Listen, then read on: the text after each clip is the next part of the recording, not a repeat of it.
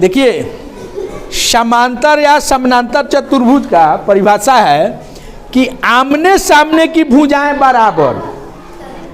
जैसे इसके सामने की भुजा यह है तो यह दोनों भुजा क्या होगी? बराबर। इसके सामने की यह भुजा बराबर होगी तथा समानांतर भी होगी। यानी देखो यहाँ इसका नामकरण कर दीजिए ए बी सी डी। अब ए बी सी तथा डी समानांतर चतुर्भुज होंगे कब? कह रहा है कि ए डी बराबर होगा किसके? बी सी के। ए डी बराबर होगा बी सी के तथा ए डी समानांतर भी होगा बी सी के। ए डी समानांतर होगा बी सी के, ये समानांतर का चिन्ह है। यानी यह भुजा बराबर भी होगा और समानांतर भी होगा। उसी तरह ए बी भुजा और सी डी भुजा क्या होगा? बराबर और समानांतर दोनों होगा।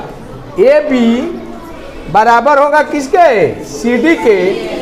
ए बी समानांतर भी होगा सी डी के। बात समझ में आ रही है कि नहीं? देखिए सम चतुर्भुज समझिएगा तब ही समझ में आएगा। सम चतुर्भुज में चारों भुजाएं बराबर होती है, आमने सामने की भुजाएं समानांतर।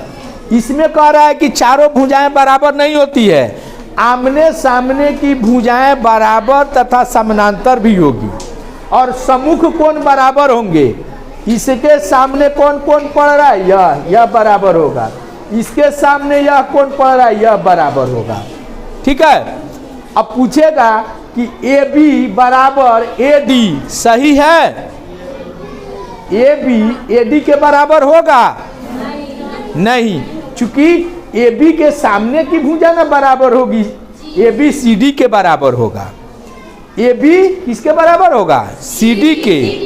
समानांतर चतुर्भुज में आमने सामने की भुजाएं बराबर होती है तथा समानांतर भी होती है। तो ए बी भुजा बराबर किसके होगा? सी डी के। ए बी समानांतर किसके होगा? सी डी के। ए डी किसके बराबर होगा? बी सी भुजा के। और ए डी समानांतर किसके होगा? बी सी के।